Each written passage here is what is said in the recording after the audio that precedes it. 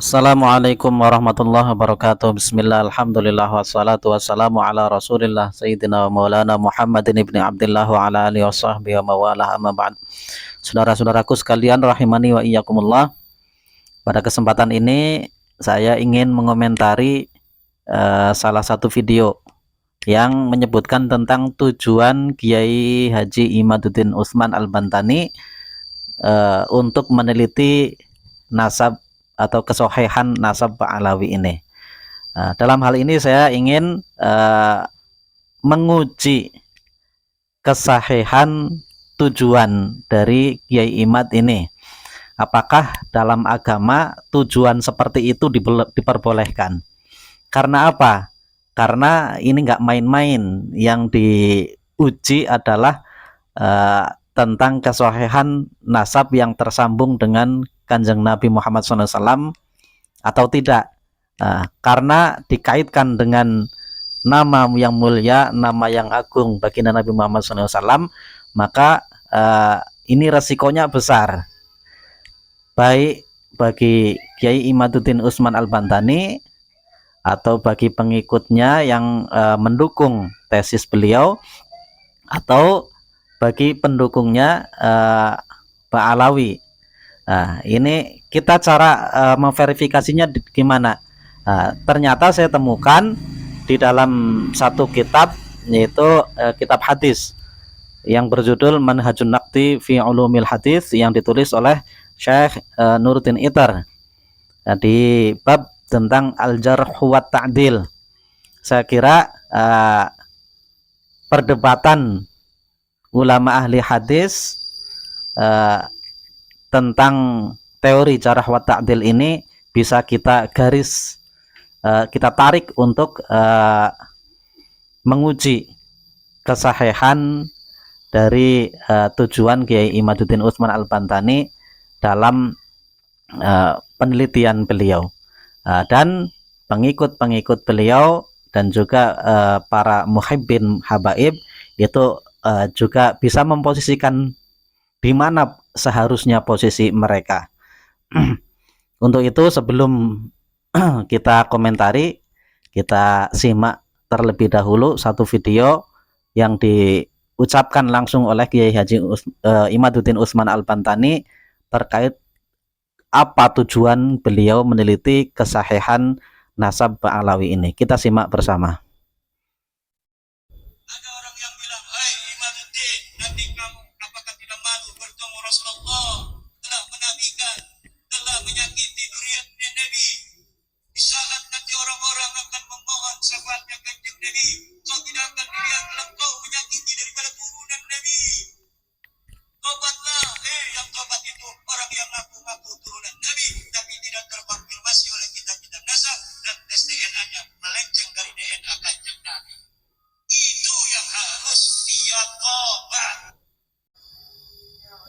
Dari video tersebut silahkan dipahami sendiri apa maksud dan tujuan Kiai Haji Imaduddin Utsman Al-Bantani dalam meneliti kesohihan nasab Ba'alawi ini. Silahkan dipahami sendiri, kemudian kita kiaskan dengan kontroversi al-jarh wa ta'dil yang terjadi tempo dulu di awal-awal perkembangan Islam, di mana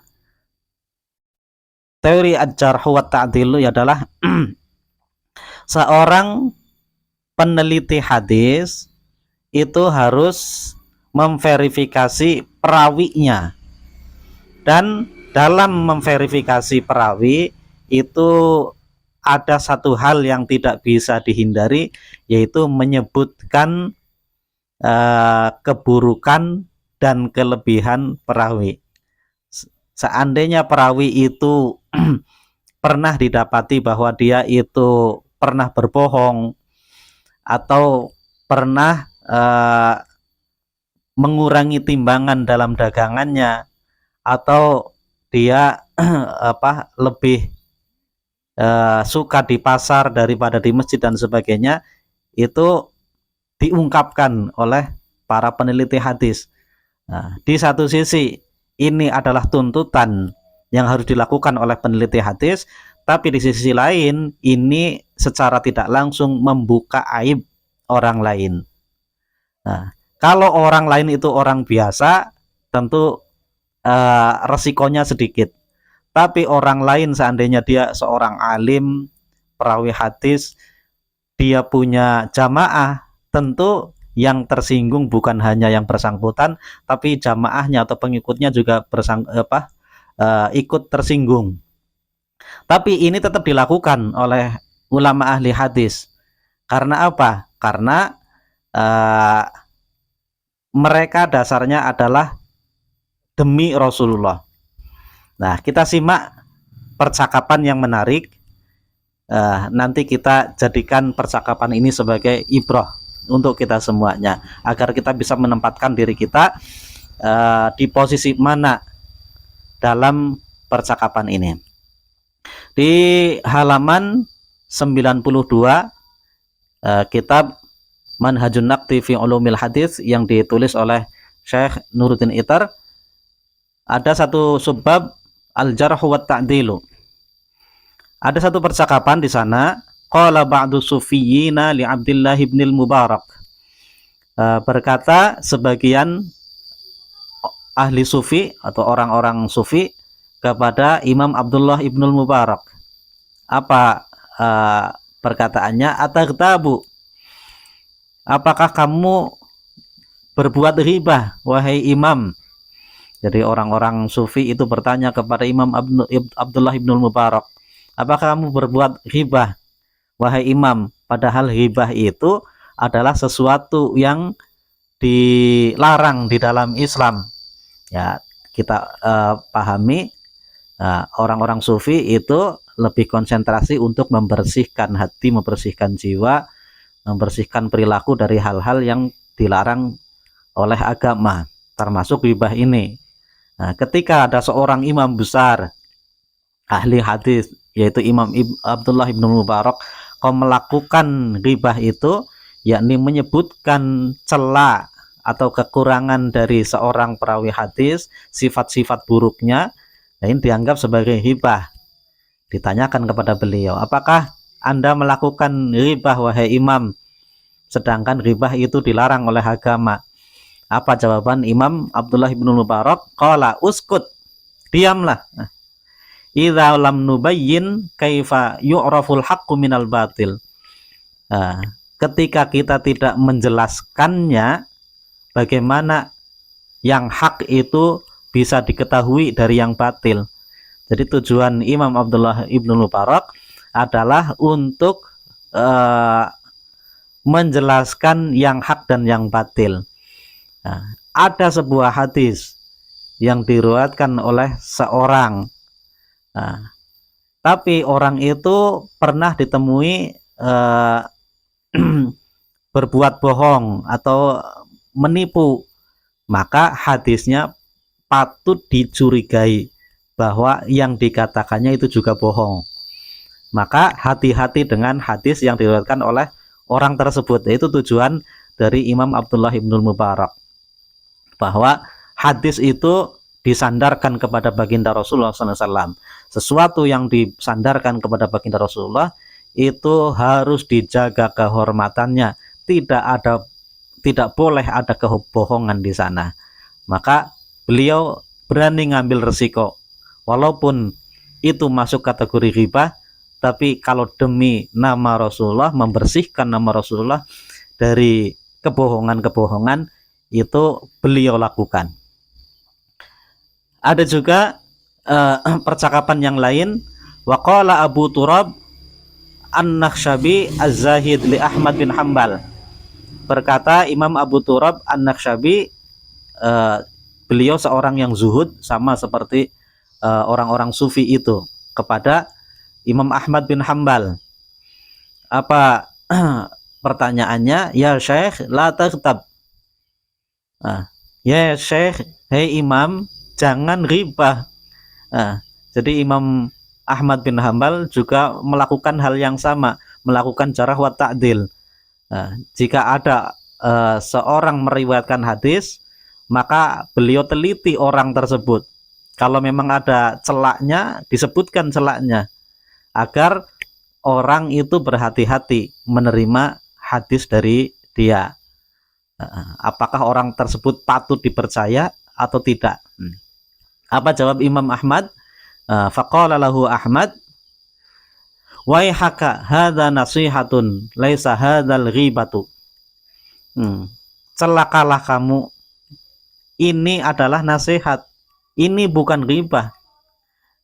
Jadi dasar Imam Ahmad adalah bahwa yang beliau lakukan adalah nasihat agar penilaian atau celak kepada seseorang yang meriwayatkan hadis itu dijadikan sebagai pedoman untuk orang lain, sebagai nasihat. Hati-hati ketika orang itu, misalkan ketika orang itu meriwayatkan hadis, karena menurut saya dia itu pembohong. Nah, ini nasihat untuk orang yang mendengarkan hadis dari dia. Ada juga percakapan yang lain, waqala Abu Bakar bin Khallad li Yahya bin Sa'id. Berkata Imam Abu Bakar bin Khallad kepada Imam Yahya bin Sa'id, amma takhsha ay yakuna haula illadzina tarakta hadithuhum khusama'uka indallah. Apakah kamu tidak takut